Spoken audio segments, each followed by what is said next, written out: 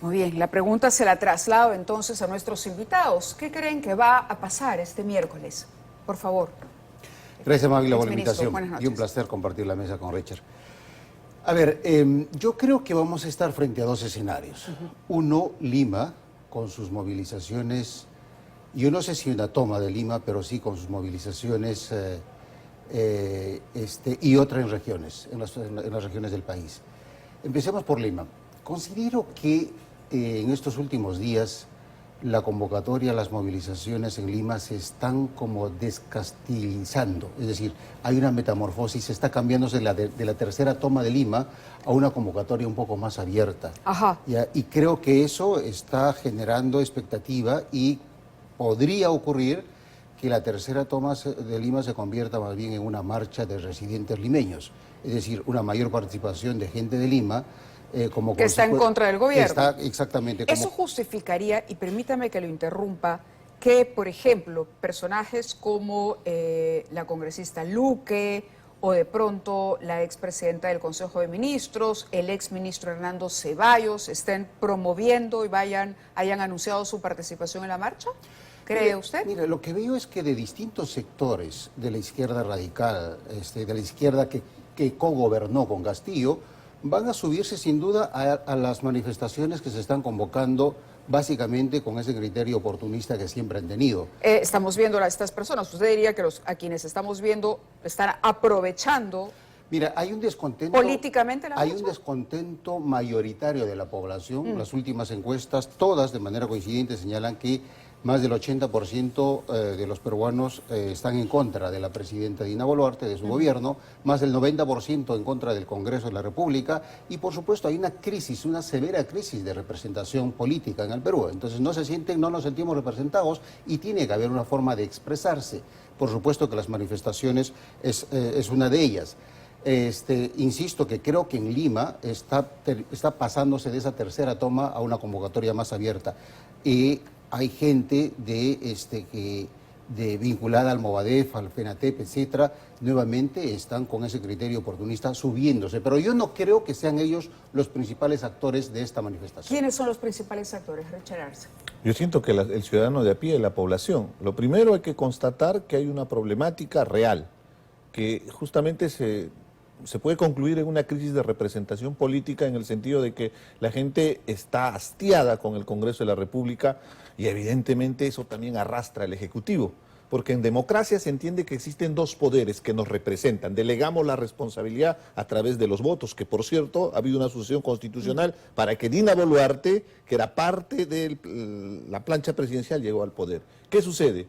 El Congreso de la República está haciendo una serie de tropelías contra el Estado, y el otro poder que debería defendernos no dice nada, y al contrario, también sigue más o menos esa misma tónica, incluido a lo que vivió con la conflictividad inicial, donde tenemos casos de violaciones a los derechos humanos, donde tenemos muertos que están exigiendo justicia, decenas de familias que están exigiendo justicia. Entonces, ese escenario ha generado el ambiente de conflictividad, y desde el gobierno se equivocan en la respuesta, ¿no? Porque pretenden asociarlo, por ejemplo, al tema de Sendero Luminoso, cuando definitivamente en toda movilización va a haber infiltración.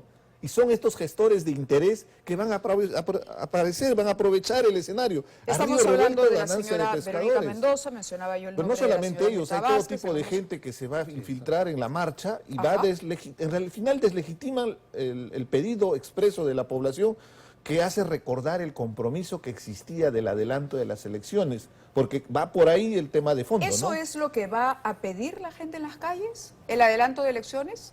Mira, según las últimas... Porque la restitución de Castillo parece haber pasado a segundo plano. Depende de los escenarios. En Lima sí, yo creo que en regiones todavía se escucha ese pedido.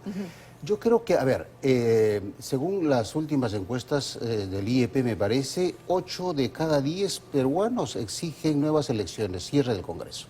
Entonces creo que eso es el pedido en el que se coincide ese universo mayoritario de peruanos que están, por supuesto, bastante disconformes y rechazan y cuestionan al actual gobierno y al Congreso. Entonces, definitivamente hay un punto en el que sí coinciden todos, que es el adelanto de elecciones como una forma de salir de esta grave crisis política en la que nos encontramos, ¿no? Entonces, un poco siguiendo la línea de lo que ha señalado Richard, yo diría que Una diferencia de esta última toma que vamos a ver el 19 de julio con las dos anteriores, creo que también tiene que ver un poco con la no participación, por lo menos visible, de las economías ilegales que sí claramente estaban en la primera, especialmente en la primera marcha. Entonces dice bien el ministro del Interior cuando dice que ya no hay el mismo financiamiento que tenían las primeras protestas. Yo diría que en efecto esta última marcha está teniendo serios problemas de financiamiento. Ajá. También tiene serios problemas de representación, porque los que levantaron la bandera de la tercera toma, digamos, son gente más o menos vinculada a las entre comillas, tomas anteriores, y a los que cogobernaron con Castillo. Insisto, en Lima se está abriendo un panorama mucho más plural. Diferente, ¿no? Ahora, sin embargo, quería preguntarle también y permitirle hablar al señor Arce respecto a las imágenes que estamos viendo. Si este escenario se repite, ¿quién gana y quién pierde? Al final perdemos todos. Por eso es un error de parte del Ejecutivo tratar de enviar mensajes como si hubiera una confrontación, donde hay ganadores y perdedores. Para empezar, la conflictividad social no terminó en febrero.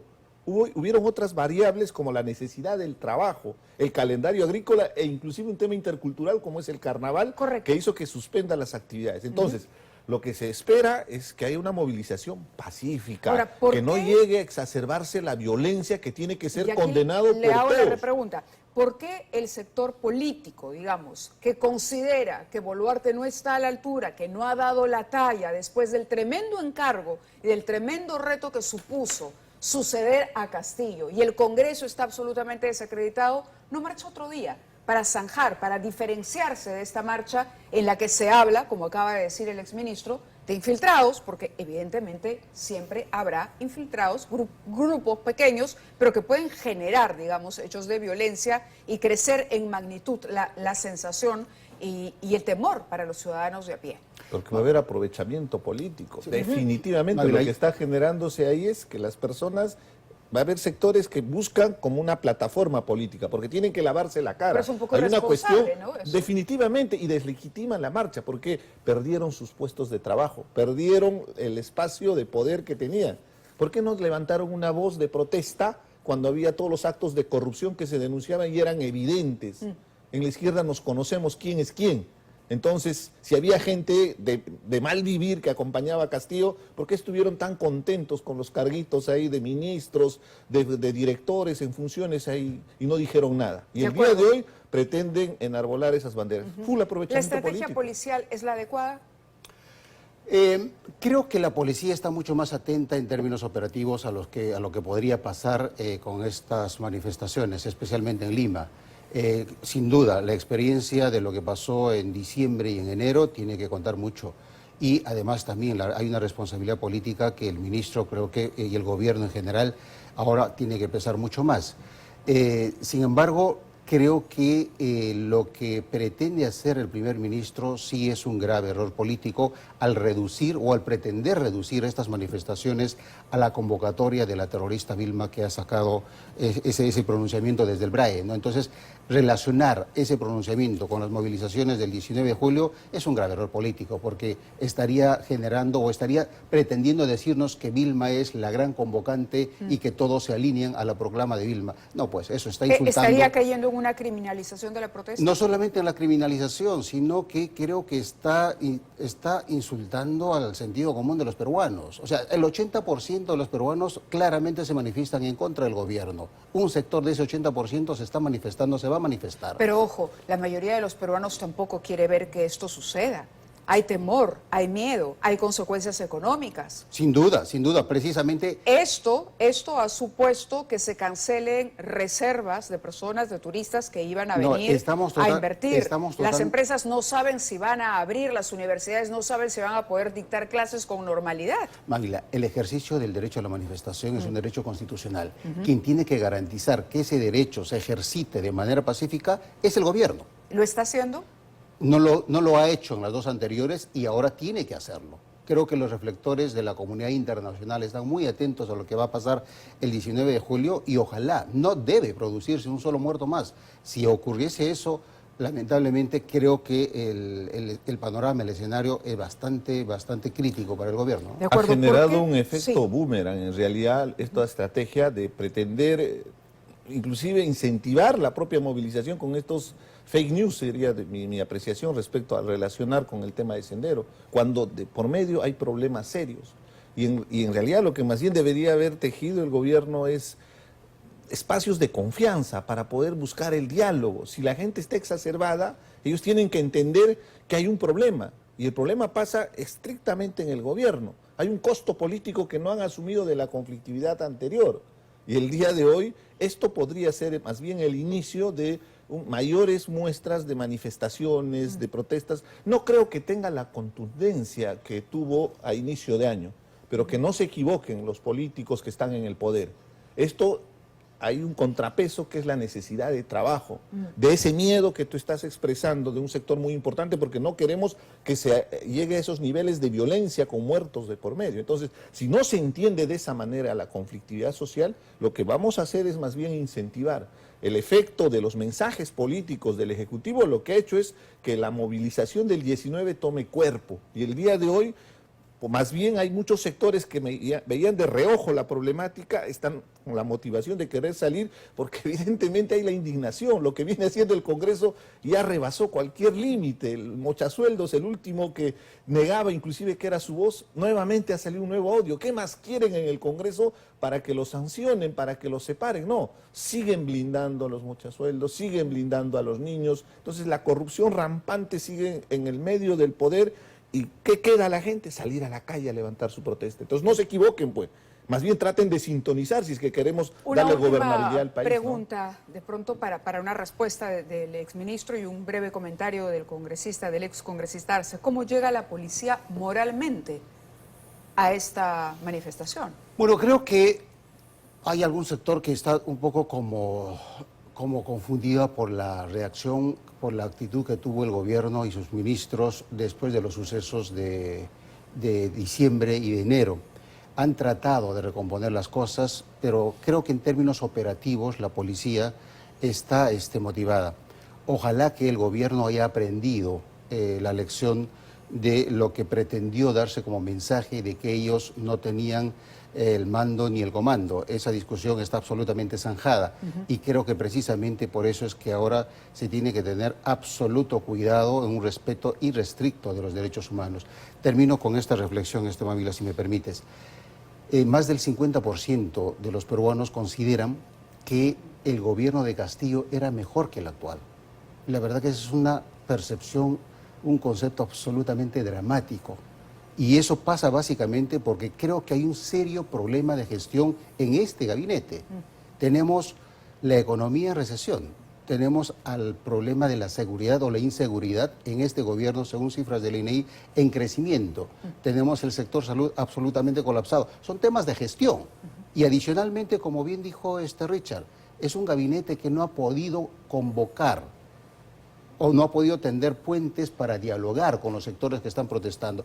Seguimos con un gabinete de guerra, cuando en realidad deberíamos haber avanzado en un gabinete de reconciliación. Última reflexión de Richard Arce. Y es muy importante que aborden los problemas exógenos a la conflictividad del 19. Hay un problema en el mercado mayorista en este momento con el tema de EMSA, y un problema con la municipalidad por el incremento, por haber duplicado el precio de los productos que ingresan a través de medios de transporte. Entonces, si tienes ese ambiente, ¿por qué no vas y atiendes? O el hecho de haber suspendido las clases presenciales en las universidades. Eso ha generado más bien protesta justamente de los propios universitarios. Entonces, para mí es más que objetivo que las decisiones erradas del gobierno, sobre todo del gabinete que está en gestión, está llevándonos a que la movilización tome cuerpo. Hay que exhortar a la población de que nos podemos manifestar, podemos levantar nuestra voz con firmeza, con fuerza, pero no podemos avalar cualquier tipo de violencia. Basta ya, no queremos más muertos, no queremos más confrontación, ya nos hemos hecho mucho daño y los políticos deberían entender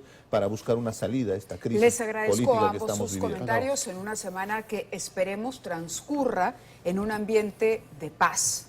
Hay derecho a la protesta, como ustedes han señalado, pero quienes no quieren participar de la misma y quieren continuar trabajando y quieren recuperarse de lo que quedó del COVID y luego de la poca reactivación económica, tienen también derecho a poder hacerlo con tranquilidad este miércoles y cualquier día que quieran ellos simplemente salir de su casa y regresar sanos y salvos. Vamos a la pausa y regresamos.